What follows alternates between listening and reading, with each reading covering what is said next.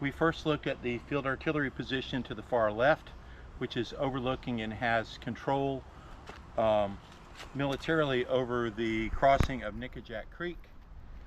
This is the first site of Shoupade that was designed by Brigadier General Shoup of the Confederate Army. He later became the Chief of Staff, and his idea was to build these infantry forts. Now these forts were a palisade made of logs, and they were 8 feet in the air, so that soldiers would go up high into these palisades that had walls of dirt, and that's what we see remaining, is the walls of dirt that remain.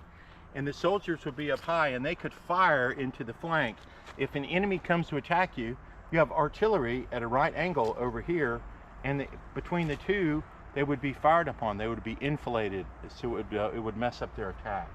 And this fort here supports another Shoupade that's up there as well. So, and here's a picture of a diagram that Bill Scaife did, a little model made out of wood that shows what a Shoupade is. This would have been faced that way. They would have been faced out to the west, but it's Cobb County's done a nice job. They've enclosed it with this split rail fence so people can't crawl on it to preserve it. So they've done a really nice job. Now, can you show us where the components of the Shoupade are in the landscape here? The Shoupade's here. This is the base of it. And what happened is they had walls of logs on the outside, and it was like a triangle like this facing outward. And you would go up 8 foot in the air. The soldiers would crawl up high with their rifles. This is an infantry fort where they would have their rifles pointing out, and they could pick out targets if they were attacking the works here. And then another soldier would be down here that could reload the rifles and hand them up quickly so they could keep a constant fire up. But the idea of this was that very few soldiers could hold this entire line. The problem is, when the Confederate troops occupied it, no one really explained it to the troops. It was a great idea. Johnston was explaining this from General Shoup, but there was no one here to really explain to the troops. So when the troops got here, they didn't know what the plan was, so they tore it up. They started tearing down walls and stuff, which then makes you have a large force that has to hold it. And that was one of the reasons that Johnston had to withdraw. Now, why would they tear it up? Why wouldn't they see that as a natural defense? They didn't understand it. They didn't understand it. They just saw a palisade as a wall. So between here, there would have been a wall of log. You see that tree? Those logs would have been in the ground that tall, and they were not accustomed to anything like this. A wall of logs is like, hey, you've got a wood wall for us to fight behind? They're not what they were used to. They were used to being behind entrenchments. So they dug entrenchments and tied it in here. Now talk about the geometry of this and how this would make it so that you needed fewer soldiers to defend a position. Well, if you have a position here and a position here, and you have the artillery here that can fire over in this area, and you have the men on the Shoupade, if a unit comes up to attack and they attack toward the artillery position, they're being enfiladed by this Shoupade right here. And this Shoupade on this side can enfilade if the enemy's attacking that way. So it's a bunch of points. So it's almost like a funnel to... No, well, no, it's some points along, and if you attack along it, I don't have a pen, but if you look at here, they're firing left and right. Okay. And this would have been faced that way if you could turn it and look at it. We'll walk up and take a look up there, but this is the remains of a Shoupade, and it was meant to be in a pointed, like a arrowhead sort of. That's what it looked like.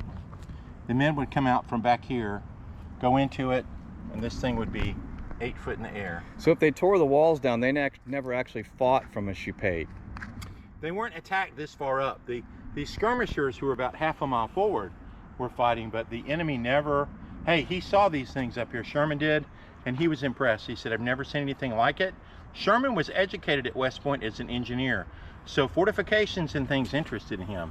He didn't want to lose a bunch of men. They did make attacks along Nickajack Creek, but they never got up this far. Let's walk around. It's interesting. I think General Shoup it was his idea, and he thought it was a brilliant idea. But was it ever tested in battle? No one ever attacked them because it was unusual. They didn't want to attack something. They didn't know how they would turn out, you know. They don't want to be the first guinea pigs. So there was never an attack upon this line? There was, but it was down farther. They never got up this high. Okay. They never made a frontal attack against this. The other thing you don't see is when they built these Shoupades, they cleared all the trees out so the works could be seen from the enemy. And they did not want to tangle with this because it was something new, something unusual.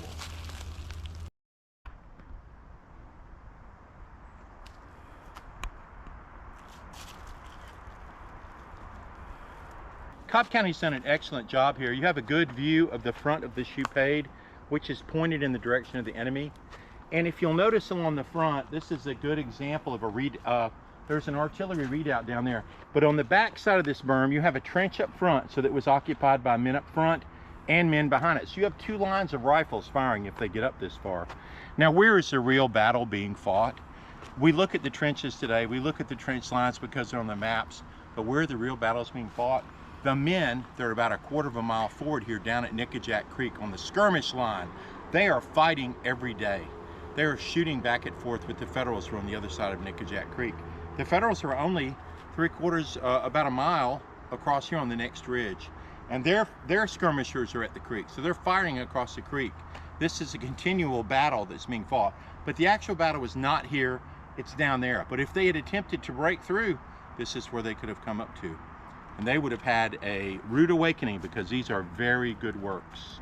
What we're looking at here is at the southern point of the Johnston's River line. This is a redoubt, is what it's called. It is an artillery fort. We looked at it from the other side. This is looking toward it from the way the enemy would attack. You can see the indentions where the guns would have come out here and here, and you have an infantry parapet around the front. And if you'll notice, there's a spot up here that divides them up. That's in case the enemy is fired at from an angle, then the little indenture here would, this raised point would stop any shells that are coming down the line.